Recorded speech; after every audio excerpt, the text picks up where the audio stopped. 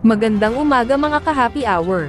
Narito ang mga balita para sa MBC TV Network News Update, 10 AM edition.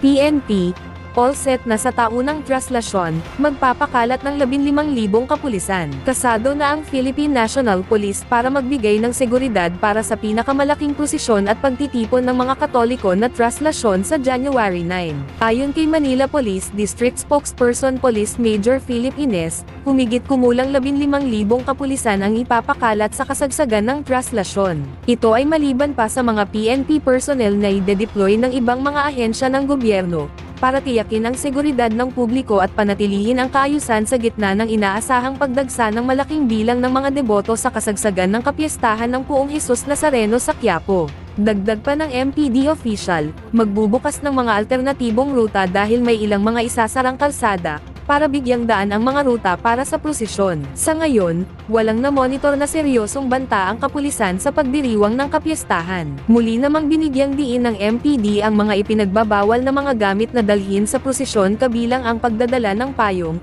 mga patalim o matutulis na bagay, pagdadala ng baril, pagpapaputok ng firecrackers at pyrotechnic devices, mga babasaging lalagyanan ng tubig, gayon din ipinagbabawal ang pagsusuot ng hoodie jacket at sombrero, alinsunod sa umiiral na ordinansa ng lungsod. Pinapayuhan din ang mga deboto na lalahok sa prosesyon, na kung hindi maiwasang magdala ng bag ay dapat na ito ay transparent.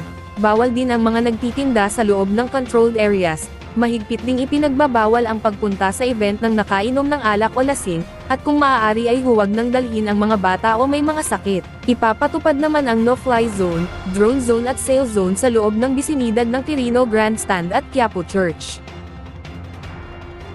Samantala, bilang ng mga firecracker injuries, maaring madagdagan.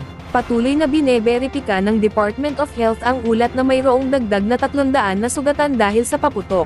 Ayon kay DOH spokesperson Albert Domingo, nananatiling nakataas pa rin sa code white ang lahat ng pagamutan hanggang January 5. Dagdag pa nito, na inaasahan pa ang dagdag na 300 na mga injuries na ito ngayon ay bina-validate na ng Epidemiology Bureau. Kapansin-pansin din aniya ang pagtaas ng bilang dahil sa late reportings. Patuloy ang panawagan nito sa publiko, na ipasuri sa mga health workers ang kanilang sugat, kahit na ito ay maliit lamang na sugat. At yan ang mga balita para sa MBC TV Network News Update, 10 AM edition. Abangan ang mga susunod na balitaan mamaya, para sa 11 AM edition.